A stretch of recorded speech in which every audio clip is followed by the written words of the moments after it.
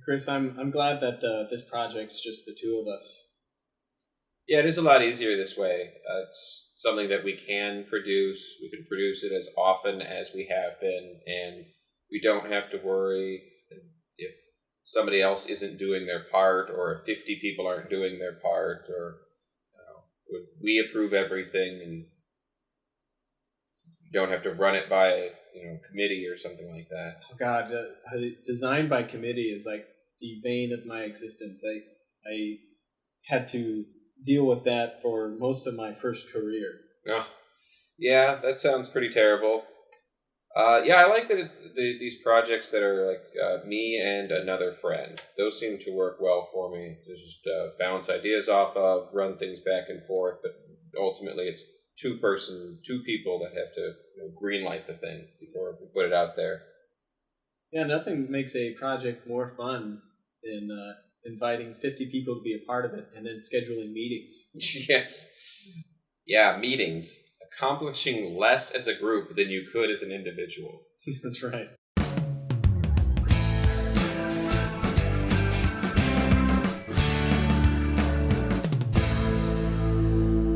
This is Him Yim Superfans. Hey there, Chris Venezia. Hello, James Hamilton. Hello, Mother fans. This is the show where we talk about the CBS comedy How I Met Your Mother. We are going to ruin the show for you. By ruin it, of course, we mean we're going to spoil plot points for the entire series. Yeah, and even though we're only doing the first season, we will have spoilers for the rest of the show. So if you don't want to know that the mother frequently visits the Chinese restaurant in Lily's apartment, then maybe come back to this podcast once you've watched the whole series. That's a good one. Mm-hmm. On this episode, we're talking about The Duel, a.k.a. The Lemon Law. It's Season 1, of course, Episode 8, if you want to watch it after this. Originally aired November 14th of 2005, and was written by Gloria Cauldron Kellett, who also did Drumroll Please, First Time in New York, and How I Met Everyone Else. Hey, Chris, who directed this one? This one's directed by Pamela Fried Dumplings Fryman. Delicious. So in this episode, Ted and Marshall duel over who gets to keep the apartment. Lily's crash pad was turned into a Chinese restaurant, and Robin and Barney debate the dating lemon law. This episode sort of stood out to me as the first episode where we get to see a lot of Ted and Marshall together. Like, they spent some time together in the series before, but this is like showing them as bros for the first time. Yeah, they are identified as best friends, but we don't really get to see that very much. When you pointed it out to me, it made me think that, there's been a little bit of time, and you see that in OK Awesome, but not very much, and it was noisy there, and they couldn't really talk. You don't get to see them hang out bro style like you're talking about. So yeah, this is a Ted and Marshall episode, and it's really the first one that's heavy on that. And I also like that Robin and Barney spend so much time in this episode.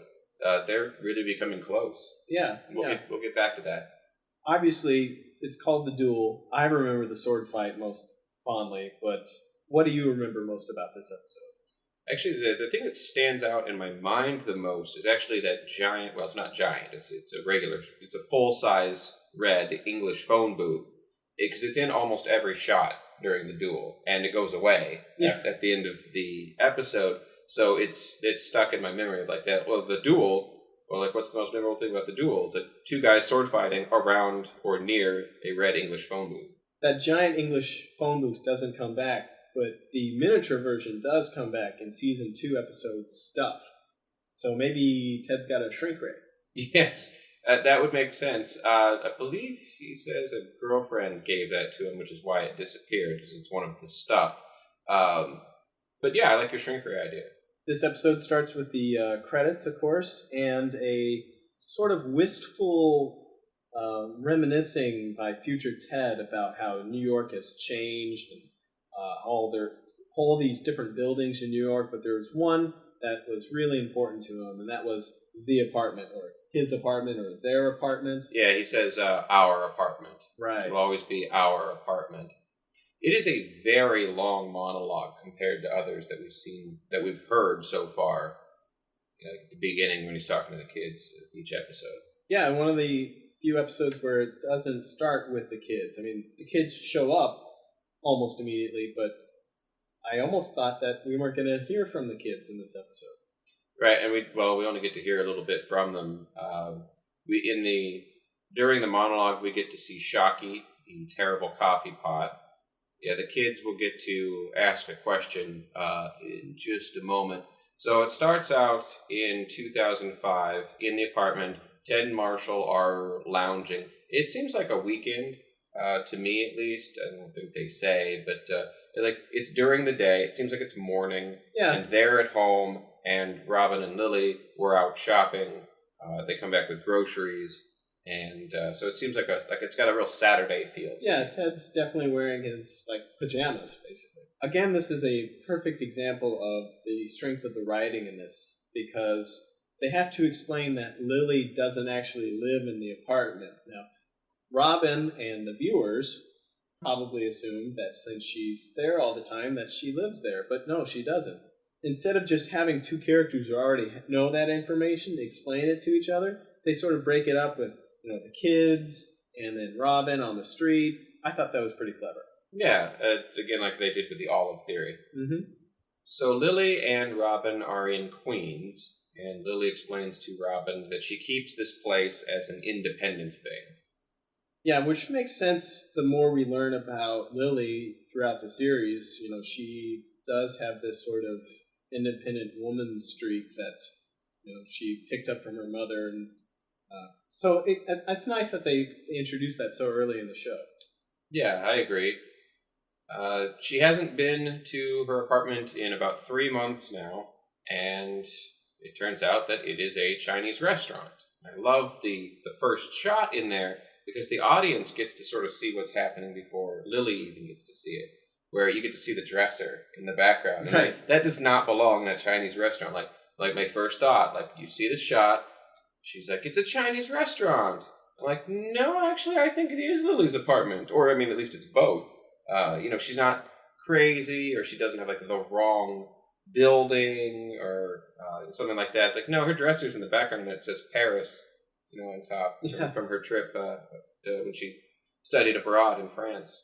Yeah, and this whole section of the episode, they put a little more effort into it to sort of make New York feel a little more alive. There's a lot of people on the street. There's all these bookshelves and newsstands that sort of hide the fact that it's really just one block of fake New York. I thought that was neat. Yeah, it is. I didn't notice all the people until you pointed it out, but it's a lot, and I'd say it's arguably more than they do other times in the show. That they don't necessarily make there be as many people, on the streets of New York in other episodes. It seems like when they're on the streets of New York in other episodes, they're usually out at night. That is true, and I actually did think about that while I was even saying that. And of course, there's going to be less people out there. Well, actually, I'd argue that that's not true either, because it's the city that never sleeps. So maybe there shouldn't be less people out there, and it should be a little more well lit than it than it is on the show. But yes, they do spend a lot of time outside at night in later episodes. Getting back to the Chinese restaurant, I loved this waitress. She mentions Lily's homecoming picture and says, Lily, you're a lot prettier in person." And Lily says, "I know, the bangs were a mistake." And I love that because we get to see her high school look a little bit later, and it definitely matches up. Yeah, it has very strongly. It has bangs. Mm-hmm. And it's the black hair. Yeah. That's Punk Lily. Right. So Ted can't believe it. He doesn't believe it. And Marshall says that they would have had to have given her notice. And then it's not quite as interesting as when we had Penny ask older Ted about well, I thought Lily lived with you and Marshall. But we cut back and forth where Marshall asks questions and then the Chinese restaurant waitress answers them. Yeah.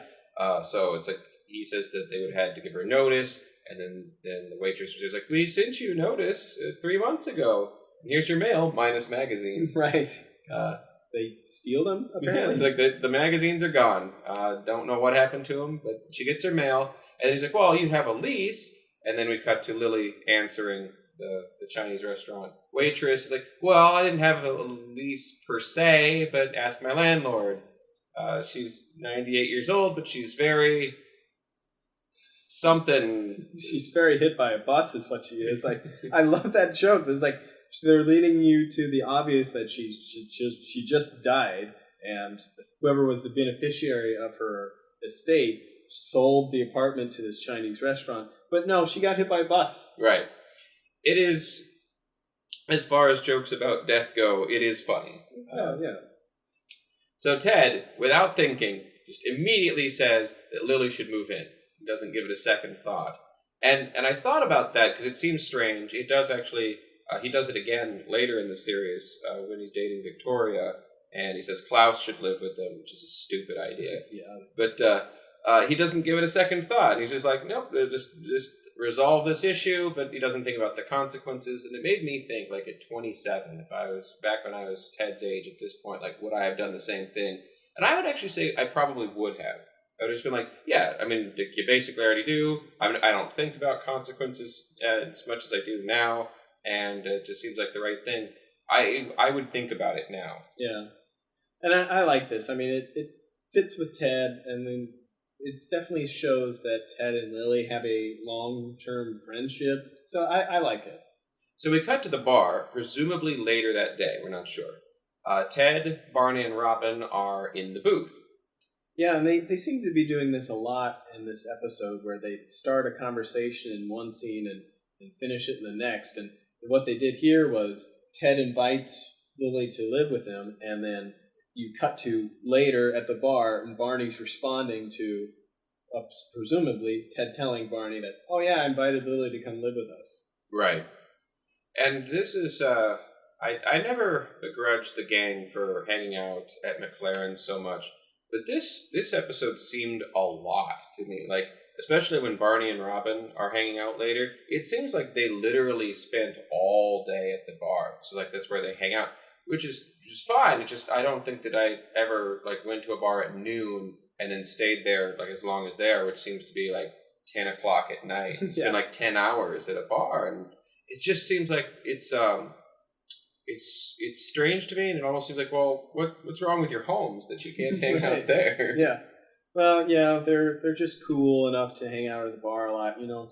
Because they're at the bar a lot, the glasses that they drink out of change a lot, and I noticed them because, like, in the previous episode it seemed like they had all settled on their own individual cocktail, and now they're back to the beer mugs are back, but then Robin is switching between martini glasses and wine glasses. So my whole the drinks identify the character theory is kind of up in the air at this point. Yeah, and like we've talked about, it eventually settles into everyone drinking out of McLaren's pint glasses, which are probably still available online if you want to buy them. Yeah. I did develop a theory, though, that I think I know why the beer mugs disappeared. Why is that? Well, they're too damn big. They cover the actor's face too much, I think. Yeah, pint glass is smaller, and actually just about any other kind of glass that they would use is smaller, so that makes sense to me. So they're at the bar. Barney says that Lily moving in will change everything. And he also has a date there at another booth that he is ignoring. Mm-hmm. She's like waving at him. Barney says that they have a great apartment and someone has to move out when Lily and Marshall get married. With Lily moving in, Barney suggests that they are edging him out. Yeah, and then Robin says, haven't you talked about who's going to get the apartment? And Ted says, yeah, we talked about it. And then cut to them talking about it, quote unquote. And it's them playing video games, which I actually kind of liked. Speaking of them as bros, like, that's kind of a cool scene to see them hanging out together playing video games. And their dialogue is like, who's going to get the apartment? And they're like, who would be a good person to figure that out? Future Ted and future Marshall. Mm-hmm. Totally. So I like that. I have used that, like, in my own life, saying, like, I think I'll let future Chris worry about that, or damn it, past Chris. Yes. I have used that. I would have liked to see them use that in the show more often, and it doesn't come back. Yeah, I picked that up as well from this episode, and I started cursing my past self for misdeeds. So Ted says that Marshall wouldn't edge him out because he's his best friend. Barney gets hurt, Ted rephrases it to one of my best friends. Mm-hmm. It'll happen again later in the episode, too. Regarding Barney's date, this is where they set up the call me from the hospital gag that they use later. And, I wonder, there's got to be a name for that, like where you explain something early in the story that they use later in the story. Yeah, I don't know what the storytelling device is called. As far as what they're actually doing in the episode, yeah, I couldn't tell whether I liked it better as like a call from the hospital, or call me from the hospital, or fake emergency. Yeah, something like that. They don't actually say anything other than, "Hey, call me from the hospital." Yeah. So it's probably what they call it. And Robin says that is so lame. That is the lamest of the lamest. Like, I expected more from you, Barney. And Barney sort of gets an evil look in his eye. Like, he should have looked directly at the camera and said, "Oh, stay tuned, because I got some crazy things planned." And he does for the next 7 years. Yep. So Barney goes over to the booth where his date's at, and Robin asks if Ted avoids serious issues. And he avoids answering her question to call Barney, which he's promised him that he would do. And it is true. We find out in other episodes that Ted does like to avoid serious issues. If he doesn't like to do it, he does do it. So Robin asks, "Can I do it?" And she gives this fantastic performance as Aunt Kathy. Aunt Kathy's got an itch that only you can scratch, big boy. I love Barney's line there. And also, I want to point out that he does not seem to get flustered at all. No, he doesn't. Arguably, somebody else watching it could say that he seems flustered because there's like pauses in between, like her saying stuff, and like when he responds, he seems cool as a cucumber to me. Yeah. Like he's not fazed by it at all. And I love his line, like, "Why did he think he could build his own helicopter?" Because it's so unbelievable. Yeah. He's not even trying to spare her feelings. She'll know it's fake. Yeah, well, he's clearly got a script in his mind already. Yeah. And he's committed to it. So I like that's like his last line to the girl. He gets up, leaves, pretending to cry, makes a little circuitous path through the bar so that he could drop his character and say, "Goodbye, guys, see you later." Yes, that is awesome. That I did like that. It was funny. Yeah. So back at the apartment, Ted is talking about how great it is that they're all roommates. And he's drinking some coffee. The coffee's great. It's actually too great. Shockey couldn't have made it, so he goes into the kitchen to find out what's going on. He's a bit of a detective. Yeah. And he finds Shockey in the trash can. Yeah. And we have to pause here for a moment because we're going to talk about this. This is important. This is a pivotal moment in the series. Like, Ted has a tendency to become attached to inanimate objects, as we see later with Impy, the Empire State Building. Mm-hmm. But here he's like, he has an affection for this coffee maker that any rational person would say is, it's time to get rid of it, Ted. I think you and I both agree that throwing away someone's coffee maker without even asking them, even if it's a shitty one like Shockey, it's kind of a dick move. Yeah, I agree with that completely. That did bother me because there's just, 100 other ways that you could handle that don't even involve having a rational conversation, which would probably be the best way to handle it. One way I was thinking it was like to hold Shockey over a trash can, get Ted's attention, be like, "Hey Ted, we got a new coffee pot. Can I throw Shockey out and sort of like jiggle your hands around so it looks like that if you move them too hard, it will naturally just fall into the trash can, sort of pushing him in a direction towards letting this thing go?" Yeah. That would still be better than what they did. Is it just unceremoniously dumped him into the trash can like a shallow grave. It's just like parts of him are sticking out. Yeah. And it's like, just ask people. They have a real big problem with boundaries in this episode. Yeah, and we don't find out who threw Shockey in the garbage. It was obviously either Marshall or Lily, but I'm imagining it was Marshall, and that he was helping Lily move some of the last things out of her apartment, and he had the coffee pot in his hands. He was standing in front of the counter. There's Shockey, and I just imagine taking the coffee pot and boom, just like knocking Shockey off the countertop, putting the coffee pot down, and like, done, not a second thought. Yeah, that's totally believable, and if he did do that, it's also possible that Shockey missed the trash can and hit the floor first. Yeah. It's probably broken now, even worse than it was before, and then was put into the trash can. We have no idea if any of that happened, but that's how I'm picturing it anyway. But let's go to a commercial break. We come back for Act 2. Ted's not done with the coffee pot. He's so upset. He gets out a pot holder, brings the entire coffee pot out into the living room as sort of a prop to say, look, what is this? What happened? Yeah, and there's coffee in it. I don't know if it was actually warm and he needed the pot holder, but like there's coffee in it. And, like he's moving around, you can see it slosh back and forth. But that is totally unnecessary. Could have just yelled from the kitchen. It's like, hey, Shockey's in the trash can, and there's a new coffee maker out here. What gives? No, brings it out to show them. They know what they did. Yeah. Like, he doesn't have Yes. to show them. What is this? Let's go back to the bar with Barney and Robin and Ted, this time at the little table. Ted's regaling the two with the whole story of Shockey, and he says, I'm being edged out. So we get a flashback to the apartment. Now, Ted and Robin and Barney are in the present. We flash back to a moment before. There's a lot of jumping around this episode.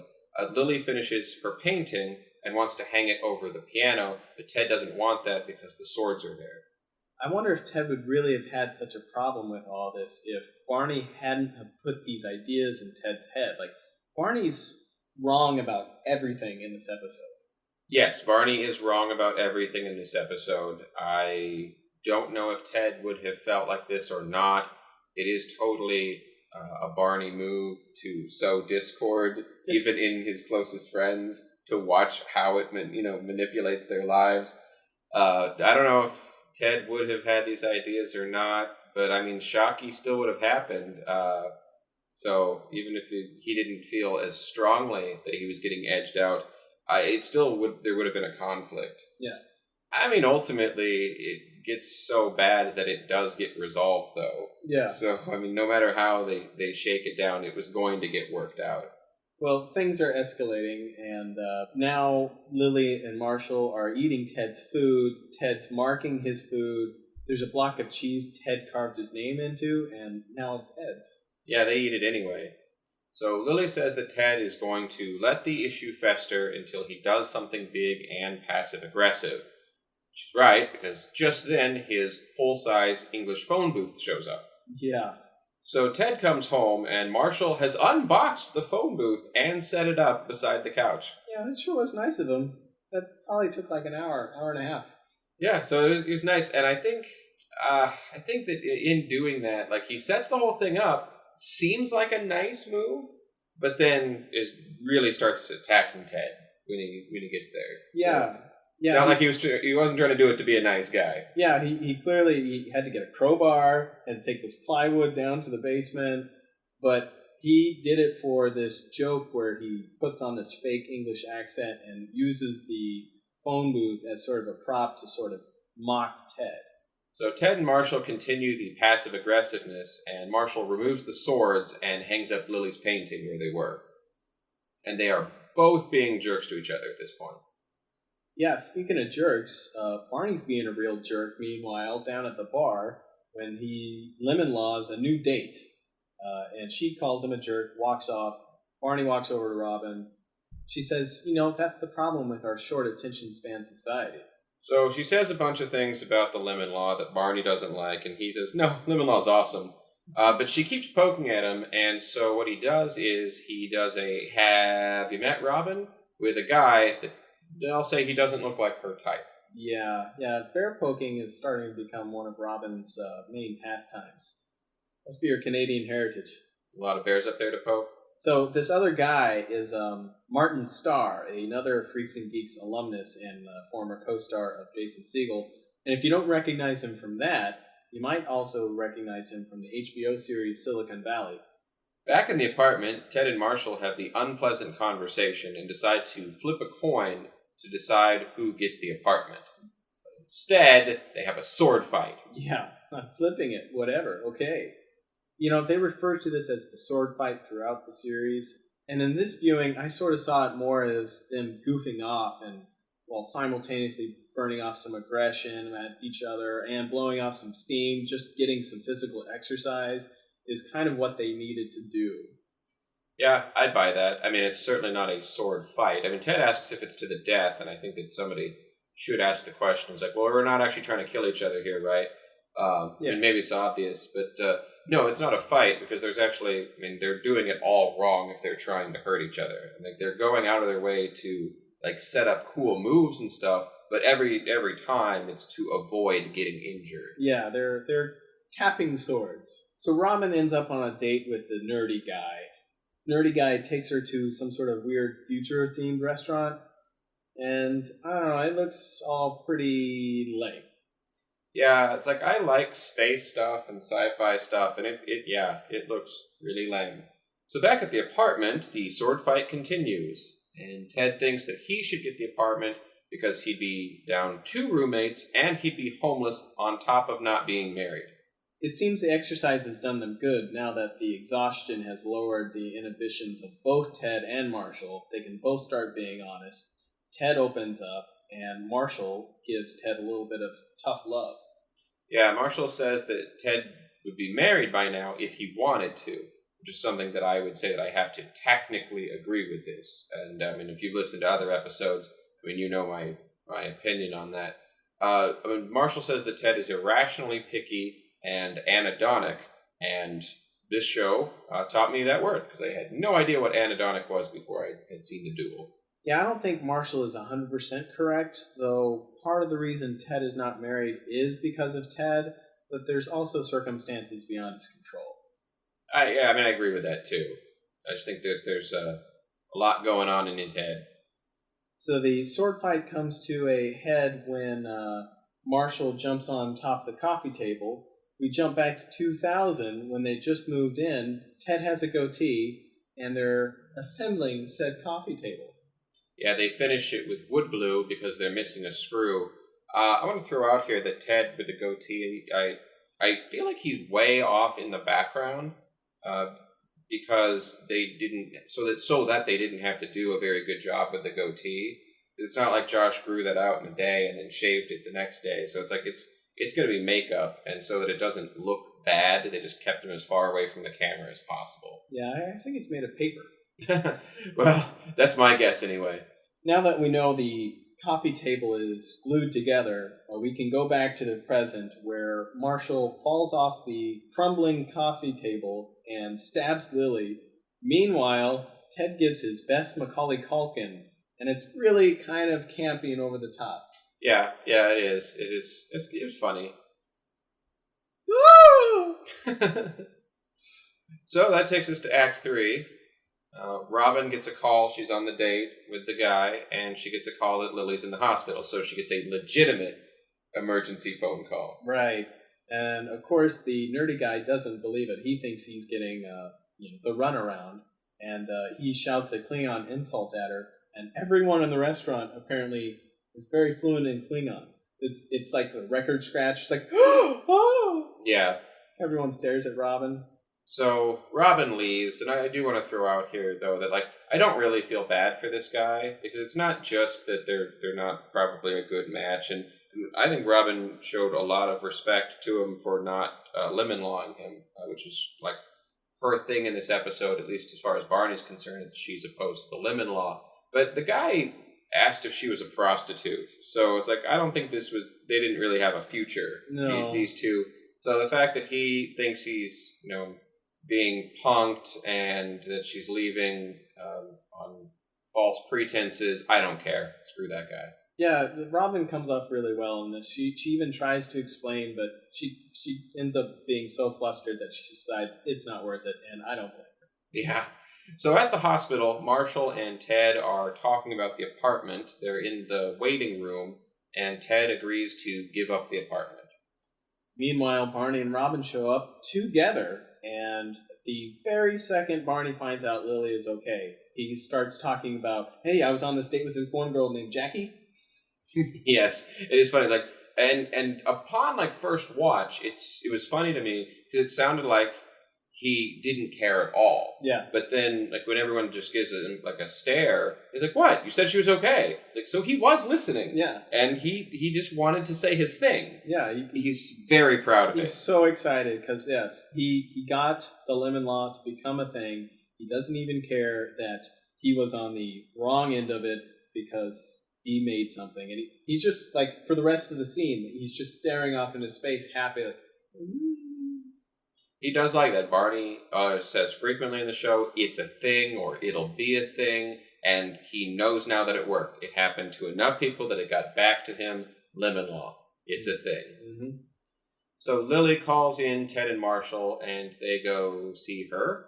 Yeah, Lily definitely seems like the mom here, with both Ted and Marshall apologizing to her, and sort of, it definitely feels like Lily's the mom and Ted and Marshall are the two kids in the scene. Yeah, I got that feel. And I do want to point out that Lily says she got stabbed by a broadsword, and I think that it looked more like a saber. Yeah, absolutely. One of the most quotable lines in the show for me, though, is definitely Lily's when she says, "I'm sorry, is this a discussion of the degree to which you stabbed me?" I like it because it's phrased correctly. Yes, it didn't end on a preposition. Yeah, exactly. Good for her. She is a teacher. So. That's right. Yeah. So it turns out she doesn't want the apartment. She says it smells like dude. Yeah, which I get that. Me and my roommate live here, and that smells like dude here. I have air fresheners all over the place to try to combat that. And so they decide they're just going to leave some problems for future Marshall. Yeah, and we're fine with that as the audience. But yeah, they should probably. I mean, they got the conversation out. They finally had it. Lily had to get stabbed in the process because they wouldn't just have a grown-up conversation. But, they get so close to resolving things, and they're like, nope, let's just push that on to future Marshall. That's his problem. But Lily's worked up an appetite, possibly from the blood loss. Yeah, so everybody's happy, time to eat. They go to Lily's apartment for Chinese. Right. So Barney wants to toast to the lemon law. And no one will do it. I thought that was funny. No one. They just go about their meal, and they pretend like he didn't say anything, and then he gives himself a self clink. Self clink, yeah. Like a self 5. Yeah. The music at the Chinese restaurant is a mixtape that Marshall made for Lily back in 1998. I believe Chumbawamba is one of the tracks. Yeah, it's playing on there. At least it was when we watched it on Netflix. So that happened. I wanted to point out that I saw it. It's a very little thing, but either NPH can't use chopsticks, or he wanted to be funny, and Barney doesn't know how to, because it's pretty embarrassing if you want to go back and watch the last few seconds of this episode. Barney cannot use the chopsticks, and he has no idea what he's doing. Yeah, at one point he has like one in each hand. Yes, and he's trying to stab at a dumpling with both hands, with one chopstick in each hand. So yeah, that's funny. He does have a relationship with Chinese food throughout the series. Like at a certain point, he says, "I don't like Chinese," and all food is Chinese to him. Apparently, a strange meat and a side of rice, and then it becomes Chinese food to him. Yeah, and then but he learns art of Japanese cooking, and he gets pretty good with a flipper and knife. So one would assume. He'd also learn chopsticks by then as well, but we don't know. Yeah, we don't get to see him use chopsticks again that I am aware of. We'll have to watch. Actually, we'll have to watch that episode in particular, the one where he takes the class so that he can learn how to be. So that he could see Lily's boobs. Right. Also, that he could see Lily's boobs.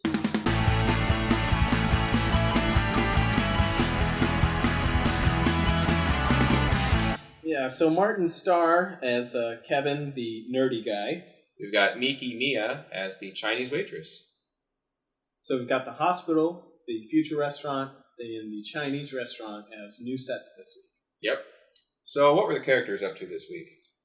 Well, this was, as I said, a Ted and Marshall episode, and it's Ted and Marshall being forced to cope with change.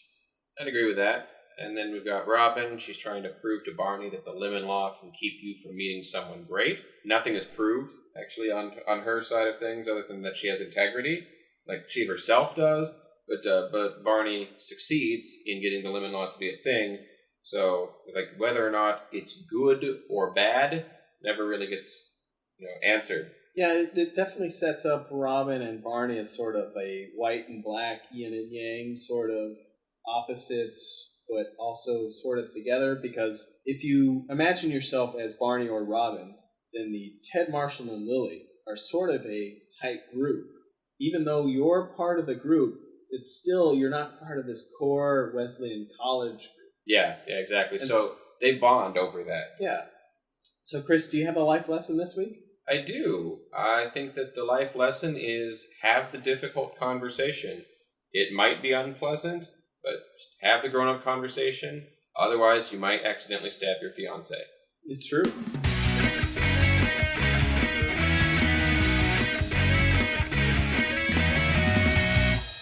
How did you feel about this episode?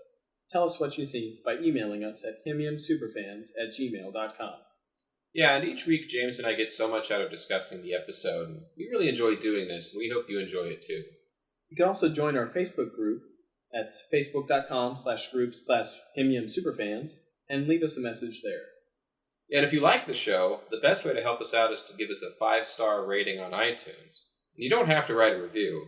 Yeah, since most people won't read the review anyway, use that space to put something funny, like, what kind of restaurant would you like your apartment turned into? And give us that 5 stars. It really helps us with getting discovered and helps us grow our audience so that we can keep making the show. Tell your friends about the show, like us on Facebook, and hit that share button when we post an episode. It really helps us out. Thanks so much, guys. Peace out. Chris, I'm afraid I'm going to have to lemon law you. Lemon law. It's a thing.